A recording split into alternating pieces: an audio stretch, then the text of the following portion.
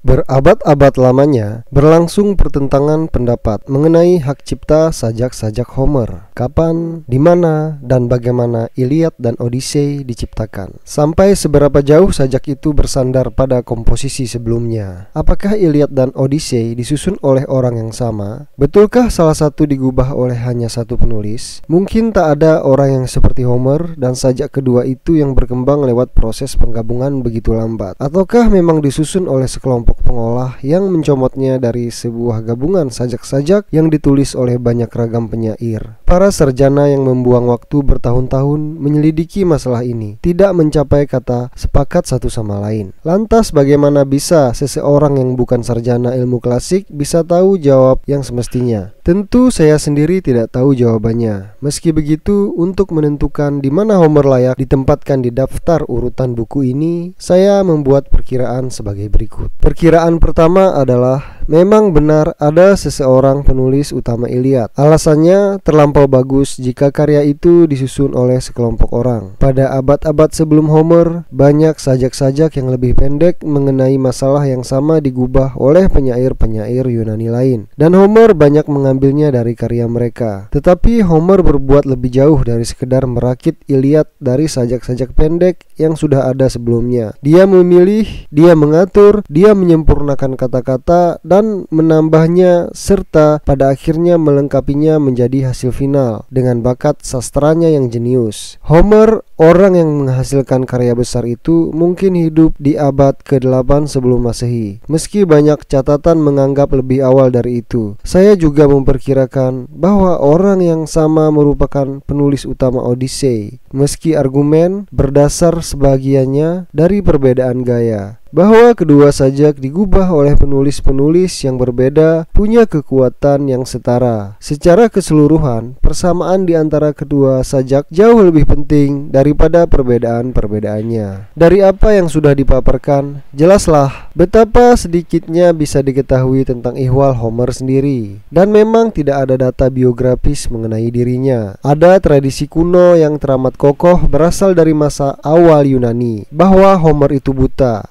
Tapi kehebatan yang tampak secara visual dari kedua sajak itu menunjukkan andai kata Homer itu buta, tidaklah butanya itu dibawa dari lahir. Bahasa yang digunakan dalam sajak itu menunjukkan bahwa Homer berasal dari Ionia, daerah sebelah timur laut Aegea. Kendati tampaknya sudah percaya bahwa begitu panjang dan begitu cermat susunan suatu sajak dapat dicipta tanpa tulisan, banyak kaum cerdik pandai agaknya sepakat bahwa sajak-sajak itu paling sedikit bagian permulaannya dan mungkin malah seluruhnya merupakan komposisi oral atau lisan. Tidaklah pasti kapan sajak-sajak itu pertama kali tertuang ke dalam tulisan. Mempertimbangkan segi panjangnya, secara gabungan hampir berjumlah 28.000 bait. Tampaknya agak sukar terbayangkan sajak-sajak itu bisa dipindahkan dengan begitu teliti, kecuali jika ditulis dalam jangka waktu tidak begitu lama sesudah penciptaan aslinya. Dalam suatu peristiwa menjelang abad ke-6 sebelum Masehi, kedua sajak itu sudah dianggap karya klasik besar dan informasi biografis yang menyangkut Homer sudah hilang. Setelah itu, orang Yunani senantiasa menganggap Odyssey dan Iliad merupakan hasil karya bangsa yang terjunjung tinggi. Menariknya, sepanjang masa antara abad ke abad dan semua perubahan dalam gaya yang sudah terjadi, reputasi Homer tak pernah punah. Ditilik dari ketenaran dan reputasi Homer yang tinggi dengan pikiran yang dak-dikduk, saya tempatkan Homer dalam urutan yang begitu rendah. Hal dan alasan serupa saya lakukan pula terhadap umumnya tokoh-tokoh seni dan sastra. Tempat urutan mereka dalam daftar ini rendah. Dalam kasus Homer, selisih beda antara reputasi dan pengaruh tampaknya besar. Biarpun hasil karyanya sering dipelajari di sekolah, di dunia dewasa ini sedikit sekali orang membaca Homer begitu mereka meninggalkan bangku sekolah lanjutan atas atau perguruan tinggi. Ini berlainan besar dengan Shakespeare yang drama maupun sajak-sajaknya dibaca dan drama-dramanya sering dipentaskan dengan mendapat pengunjung yang cukup banyak. Walhasil betul-betul beda. Dan Homer pun tidaklah dikutip dikutip secara luas. Meskipun kutipan Homer terdapat dalam karya Bartlett, amat sedikit digunakan dalam percakapan sehari-hari. Bukan saja berbeda jauh dengan Shakespeare, juga berbeda jauh dengan penulis-penulis seperti Benjamin Franklin atau Oman Khayyam. Kalimat seperti sen yang ditabung adalah sen yang didapat, yang sering disebut orang, mungkin sebenarnya merupakan pengaruh sikap pribadi seseorang. Bahkan suatu sikap dan keputusan yang berbau politik tak ada sangkut pautnya dengan Homer, apa yang banyak dikutip orang sekarang. Kalau begitu halnya, apa sebab Homer dimasukkan dalam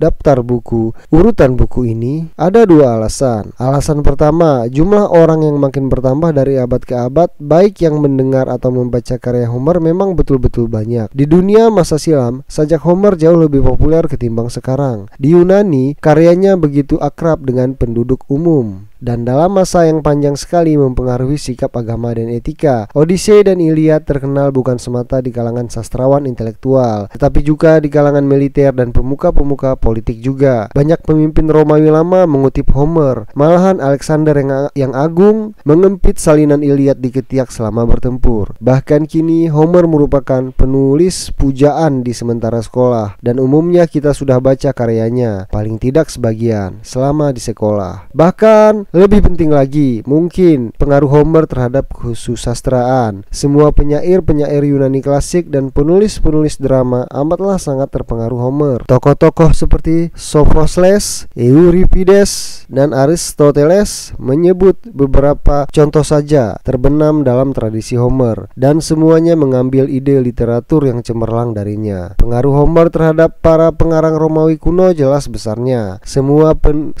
menerima sajaknya sebagai ukuran kesempurnaan. Tatkala Virgil sering dianggap penulis Romawi terbesar, menulis karya besarnya Aeneid, dia dengan sadar dan atas keyakinan sendiri menyontoh kehebatan Iliad dan Odyssey. Bahkan di zaman modern pun nyatanya tiap pengarang penting dipengaruhi oleh Homer langsung atau oleh penulis-penulis seperti Sophocles dan Virgil yang keduanya amat terpengaruh oleh Homer. Tak ada penulis dalam sejarah punya pengaruh begitu menyebar dan begitu berjangka lama. Masalah yang paling akhir adalah mungkin yang justru ruwet. Selama 100 tahun terakhir ini sangatlah mungkin sekali Tolstoy lebih berpengaruh dan karyanya lebih banyak dibaca orang ketimbang Homer. Tetapi Tolstoy tak punya pengaruh apapun selama 26 abad, sedangkan pengaruh Homer telah berlanjut selama 2700 tahun atau lebih. Ini betul-betul masa yang teramat lama. Walhasil, Homer tak mudah ditandingi oleh tokoh-tokoh literer lainnya, bahkan oleh tokoh yang berkarya di bidang apapun.